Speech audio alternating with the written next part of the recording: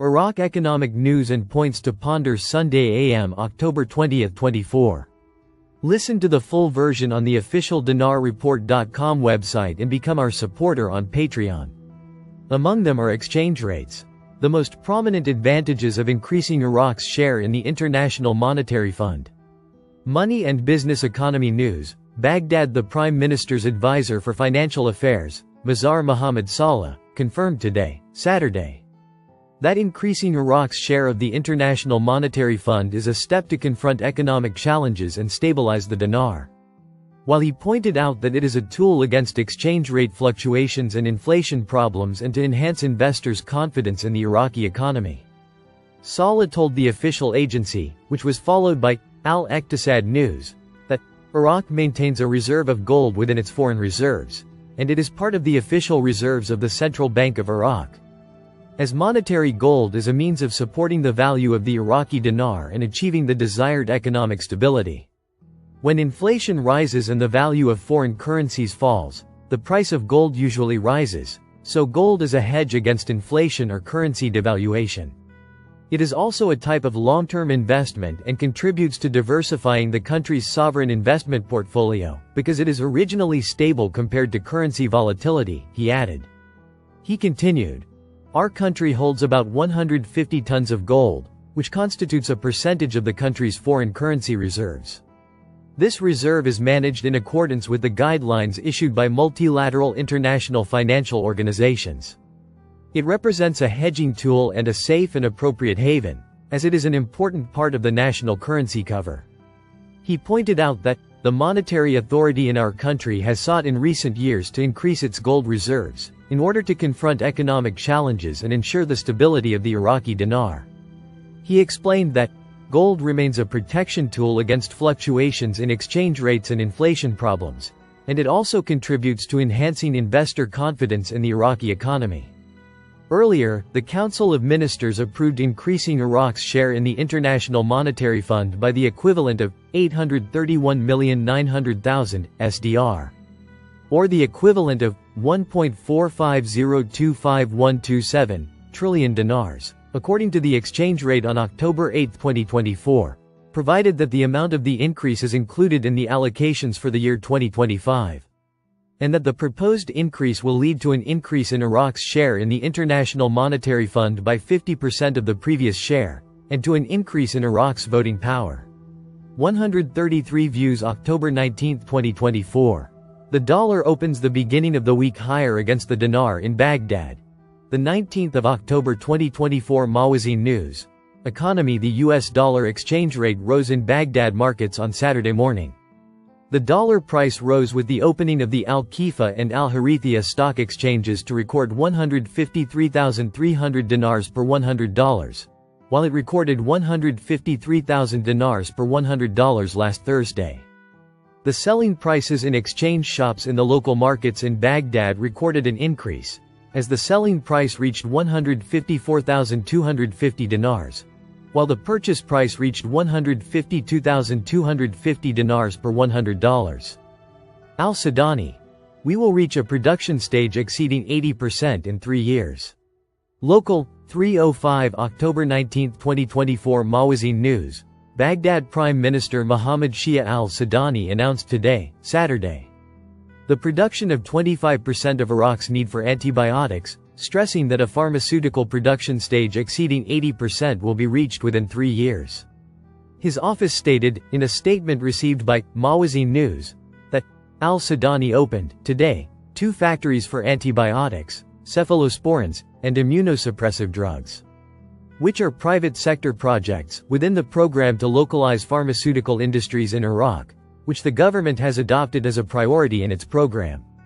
Al-Sudani was briefed on the stages of work in the factory, which has adopted the most advanced global technological origins, represented by the Italian company, EMA, which specializes in pharmaceutical industries, and met with the working cadres from various scientific specialties, in addition to reviewing the stages of implementing a new factory for cancer treatment drugs at a cost of $60 million, which is planned to be completed in the coming months. He pointed out that this factory was established in light of the government's decisions taken since the beginning of its work. stressing that the goal of localizing the pharmaceutical industry was among the priorities of the work, and was accompanied by providing facilities to private sector drug producers in the field of issuing loans and sovereign guarantees to establish pharmaceutical projects. Al-Sudani noted that the products of this factory of antibiotics will cover about 25% of the country's need, which is important to achieve self-sufficiency, stressing work to achieve drug security, as it is not permissible to accept that local pharmaceutical products cover 10% of the original drug market, which is worth more than $3 billion. He explained that contracts for establishing pharmaceutical projects have increased under the current government by more than 60%. Which is a positive indicator for reaching a production stage exceeding 80% during the next 3 years, especially for life-saving drugs and cancer patients' drugs, which are expensive and difficult to secure on a permanent basis, stressing work to establish the pharmaceutical industrial city. Cephalosporins are life-saving antibiotics, and they will be produced in all their pharmaceutical forms up to the 4th generation, which includes suspensions with a capacity of 12 million vials annually, capsules with a capacity of 450 million capsules annually, tablets with a capacity of 600 million tablets annually, and intramuscular and intravenous injections, vials, with a capacity of 40 million injections annually. Oil posts 7% weekly loss. Brent at $73. Energy economy news. Follow-up oil futures fell on Friday, posting a weekly loss of more than 7% after data showed China's economic growth slowed and as investors weighed mixed forecasts for the Middle East. Brent crude futures fell $1.39, or 1.87%, to settle at $73.06 a barrel, while U.S. West Texas Intermediate crude fell $1.45, or 2.05%, to $69.22 a barrel. Brent fell more than 7% this week, while WTI lost about 7%, their biggest weekly decline since September 2. After the Organization of the Petroleum Exporting Countries, OPEC, and the International Energy Agency cut their forecasts for global oil demand in 2024 and 2025. The economy in China, the world's largest oil importer, grew in the third quarter at the slowest pace since early 2023. But data on consumption and industrial production beat expectations in September. China is important to the equation in terms of demand, so that is having a big impact on prices here today, said John Kilduff, a partner at Again Capital in New York. China's refinery output also fell for the 6th straight month as weak fuel consumption and lower refining margins weighed on processing operations. We can't ignore the impact of electric vehicles in China, said Neil Atkinson, an independent energy analyst based in Paris and former head of the International Energy Agency's oil division. There are many factors at play here, the economic weakness in China, but also the move towards electrification of the transport sector, he added. Electric vehicle sales in China jumped 42% in August to a record high of more than 1 million vehicles. China's central bank has rolled out 2 financing plans that will initially inject 800 billion yuan, $112.38 billion, into the stock market through newly launched monetary policy tools. Chinese data is showing tentative signs of improvement, but recent briefings on additional economic stimulus have left market participants feeling frustrated, said Rishi Rajanala, partner at Aegis Hedging. U.S. President Joe Biden said yesterday that there is an opportunity to deal with Israel and Iran in a way that could potentially end their conflict in the Middle East for a while. When Biden visited Berlin, he told reporters he had an understanding of how and when Israel would respond to the Iranian missile attack. Something investors are still anxiously awaiting, Alex Hudis, an analyst at brokerage StoneX, said in a note. The Lebanese Hezbollah group announced yesterday, Friday, the transition to a new and escalating phase in the confrontation with the Israeli forces after the killing of Yahya Sinwar, head of the political bureau of the Palestinian Islamic Resistance Movement, Hamas. This dashed earlier hopes today that Sinwar's death would hasten an end to an escalating war in the Middle East. The U.S. Energy Information Administration said that crude production in the United States reached a record level at the end of last week, as production rose by 100,000 barrels per day. In the week ending October 11 to record 13.5 million barrels per day, after recording the previous peak of 13.4 million barrels per day 2 months ago. Oil prices received support after data from the U.S. Energy Information Administration showed that U.S. crude oil, gasoline and distillate inventories fell last week.